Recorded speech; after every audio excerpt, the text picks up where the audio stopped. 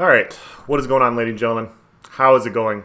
I am Is There No One Else? In the video I'm bringing you today, well, let me start.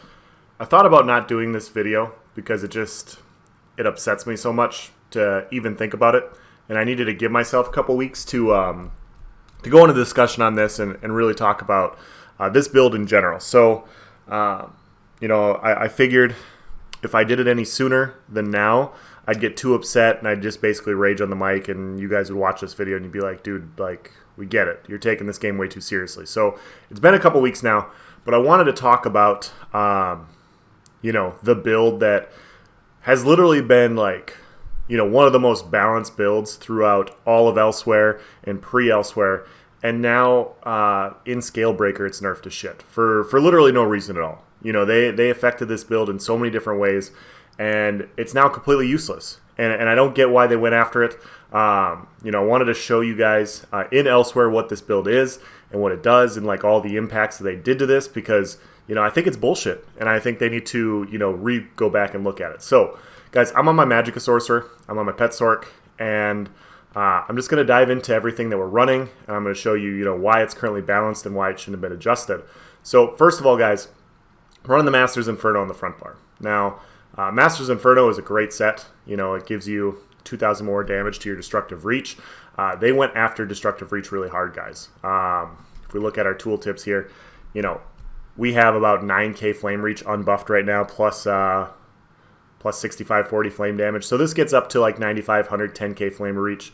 So not only is this a good spammable, but it's also our CC, and it hits from, as you guys can see, I'm around a keep right now, it hits up to 41 meters away.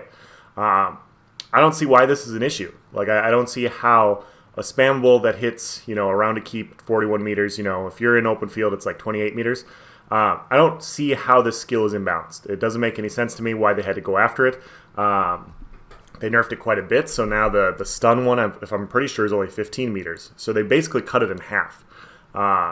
So yeah, it's just one impact. And I don't think I'm going to be running the Master's Inferno staff next patch because, they nerfed it so badly. It's not going to be a spammable. Yes, I can still CC, but, I can't hit people super hard with this anymore. So it just doesn't make any sense.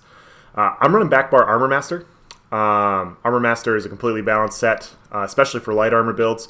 We got max health, we got physical and spell resistance, and then while you have an armor ability slotted, your max health is increased by 5%. When you use an armor ability, your physical and spell resistance is increased by 5146. So the cool part about this set, guys, and why it's so balanced, is it increases our health by 5% when we have our Harness Magicka slotted, and our shields scale off of our max Magicka and our max health. So if we can have high max Magicka, we can also have, and high health, we're going to have really big shields. And so this impacts the resistances of our shields. So yes, it makes our health a little bit bigger too. So because we're tankier, because we're so tanky and we have high resistances because we're wearing Armor Master, we have more health. And even if our shields go down, we have very high resistances and we're very tough to kill with our health pool. Now, I'm personally running, guys, I'm running Mighty Chuden. And I don't even have an impen right now because I just don't feel like, doing that. I could run Pirate Skeleton here, but, I'm not a cheesy piece of shit, okay? So I don't want to run, the most overpowered broken thing in the game. So I'm just going to wear 2-piece Chuden. It gives us our Major War and Major Resolve. It makes us very tanky. And so now you see, guys, I'm wearing 2 defensive sets. And then finally, I'm wearing 5-piece Necropotence. And Necropotence is a ton of max Magicka. It gives us a really good high spell damage. And, I'm wearing 1 defensive set and 1 offensive set. 2 defensive sets and 1 offensive set. And so when I'm looking at this, guys, I'm just like, I'm not wearing like something stupid OP. Like, I'm not going all damage. Like, I'm whatever. And so when we look at our character sheet, I'm sitting at 33,000 health, guys. And so when I buff up with my Armor Master, I'm almost at cap for spell resistance. I'm at 30k physical resistance. And I have 33,000 health. So, in general, guys, like this build, I have more health and as many resistances as my Stam DK. And so even if my wards weren't down, I'd be as tanky as my Stamina Dragonite is. But they also went after our shields. And so currently in PvP, my hardened ward size is 13,000. And I think next patch it's going to be like 11 or something like that. So, it's still going to be a good shield size, but it's not 13,000 with these with these high resistances. So they impacted it this way. They increased the cost of this. It's a little frustrating because, I really do think that in Elsweyr, like, the shield was completely balanced, especially with high resistances and damage mitigation. It just doesn't make any sense. And then they also went after Harness Magicka. Harness Magicka also got an impact to the overall shield size, so this is going to be a little bit lower. I think it's around 8k in PvP currently, if I went and looked at it on the PTS. But the biggest thing about this, guys, is this was my sustain. This was one of my ways to sustain. So if I was fighting outnumbered, I know we're looking at my character sheet and it says I have 966 magic recovery. Well, like, I could run 0 magic recovery out of Sork as long as I had Harness Magicka and Dark Conversion on a High Elf, which, I am. High Elf works really well with a Sork. Obviously, anytime I cast a class ability, I get stamina back, and then the stamina I can then use to get my Magicka back. And so,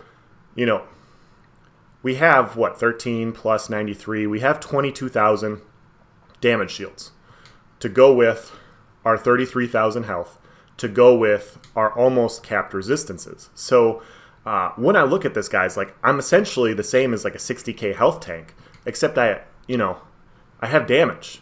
And so when we go on our front bar and we look at our Daedric Prey, this is unbuffed, guys. I have a 12.6k Daedric Prey. This doesn't hit as hard as Snipe does. Yes, it's undodgeable. Yes, it's unblockable. But Snipe, I think, currently on my Stamina Nightblade hits for 15k. This is only hitting for 12.6. So this is only hitting for like 13.5. This doesn't hit as hard as Snipe. I mean, I'm not saying it's bad, guys, but it doesn't hit as hard as Snipe. And then we have Crystal Fragments, which unbuffed I have 15k here. And when I buff up, it's like 16.5. With my back bar, it's like around 17. So yes, this hits as hard as Snipe. And so luckily I have one skill that hits as hard as Snipe on my bar because I really need it. I really feel like I'm lacking damage there. But then they also, guys, they went after this Twilight Matriarch. And it doesn't make any sense to me once again because the Twilight Matriarch here does 7k shock damage. And it also heals us. Now, the interesting thing about this Matriarch, guys, is it's actually a good heal. I don't think a lot of people know that this heal is really strong. I've actually hit higher Breath of Life, or like heals with this Matriarch than I have on my Breton healer. I know you guys are shocked about this, but yeah, like this is actually like a sneaky good heal. But they went after it and they nerfed the heal, and so now we don't have our Templar Breath of Life anymore. And on top of that, guys, they reduced the damage of like Twilight Matriarch by like 70 or 80%, something like that. So when you look at it, it says 7k shock damage. But if you have Daedric Prey, your shock damage, your pets deal an additional 40% damage. So technically, this is like a 10k tooltip, 10 to 11k. So this basically hits just a little bit, almost as hard as like a Nightblade surprise attack. And so when we're looking at how tanky we are, where we basically have like 60k overall in resistances, and we have something that hits as hard as Snipe, something that almost hits as hard as Snipe, and then something that almost hits as hard as a Nightblade surprise attack, it's like, why did you guys feel the need to go after all this, Currently, I'm running Endless Fury. I mean, I could run Ellie Drain, but I didn't feel like I needed to run that much sustain. I just wanted to have the execute that I could hit it, and then within 4 seconds, if my Matriarch hits something and zaps into low health, they blow up. I thought that was a better way to go. I didn't want to just endlessly sustain and make fights go on forever for no reason. I wanted to provide some counterplay there. So that's the way I went, but, I mean, you can go the other way, that's fine. I mean, it all depends on how balanced you want to be. But yeah, on the plus side, guys, they did buff Streak. And so Streak is now going to be unblockable, which is great. But, in general, guys, the Pet Sork community typically has no thumbs. There's a large portion of Pet Sorks that just don't have any thumbs, and having an unblockable Streak isn't going to help them. They went after the bash builds this patch. They're going to nerf them in Scalebreaker, and so our no thumb brethren are not going to be able to bash people to death. And now you're going to be able, like, if you can get off a combination and like Curse, Mage's Wrath, Streak, Meteor, and kill people, like, that's going to be effective. But if you don't have thumbs, it doesn't fucking matter. And so I really feel like ZeniMax wasn't looking at our large no-thumbed community and realizing that how badly they're impacting their ability to play this game. And I think in the future they need to look at ways to adjust this because, yes, there's a lot of sorts that have thumbs. There's a lot of sorts that are really good and like they play very well, and they're going to be fine with this. But for those of us that don't have thumbs, that are trying to use this skill, it's just not going to be effective, and I think it's bullshit. Dark conversion, luckily they didn't touch. It's really nice. And then, yeah, they didn't affect Storm Atronach, which is great. What else do we have here? I think that's basically it, guys. So they impacted our shields, they impacted our spammable, they impacted our heal and our damage with our Twilight Matriarch. They basically attacked this build from every way possible, and I just don't see why, guys. I don't see why, does this build have everything? That's the thing you have to ask yourself. Does this build have everything in the game? And the answer is no. Yes, we have infinite sustain. Yes, we are tanky as hell, especially if we put on Pirate Skeleton. Like, we basically be unkillable to less than, 4 people. Yes, we have high damage. Our combinations can go off and we can land really high burst. But do we have a Purge? Do we have Purify? And the answer is no. We can't fit it on our bar. Even if we wanted to, guys, we couldn't fit Purify on our bar currently. And so when people say that Pet Sorks have everything, I just have to disagree, because we don't. We don't have Purify.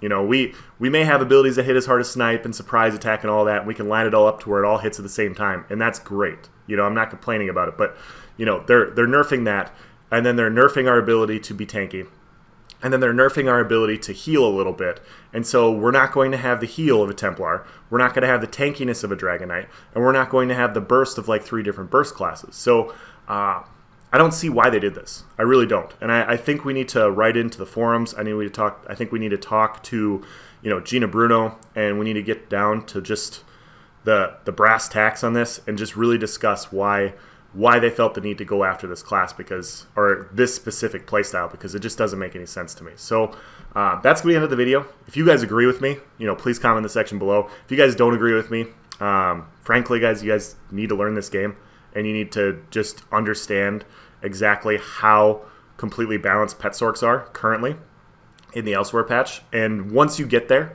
it may take you a little bit. Once you get there, then you will understand that, this should have never have happened. So thank you for watching, guys. Appreciate it. Have a nice day.